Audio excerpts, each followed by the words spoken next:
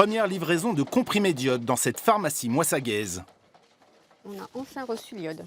Moissac fait désormais partie du nouveau PPI, le plan particulier d'intervention de la centrale nucléaire de Golfech, une sorte de périmètre de sécurité.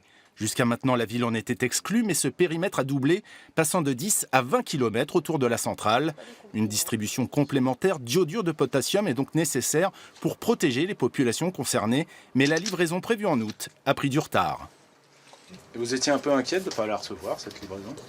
Oui, j'en avais parlé au grossiste, donc le grossiste répartiteur qui nous livre les médicaments, mais qui m'avait dit qu'il avait lui reçu le stock mardi, donc ça n'allait pas tarder.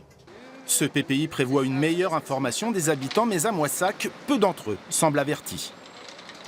Je ne suis absolument pas au courant. Je savais que sur Balance, ils avaient déjà prévu ce genre de sécurité avec des pastilles d'iode peut-être, des conseils.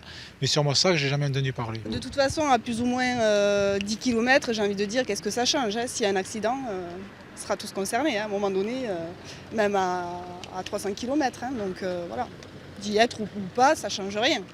Ce plan d'intervention concerne à présent 150 000 personnes autour de Golfech contre 22 000 auparavant.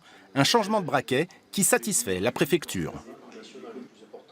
Les gens sont plus sensibilisés, ils ont des comprimés d'iode, il y a des mesures de restriction des populations. Les mairies, les maires en tout cas, sont associés au sujet et peuvent intégrer cette dimension dans leur plan communal de sauvegarde, au même titre que le risque lié à l'inondation.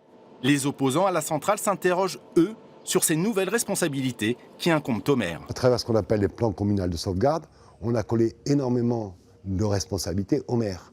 Alors, maire d'Agen, peut-être ça va, il a des services, il a des directeurs de services, mais quand vous prenez des petits villages de Donrozac ou autres, c'est beaucoup plus compliqué. Cette campagne de distribution d'iode concerne 2 200 000 personnes en France. Il y a des listings d'adresses.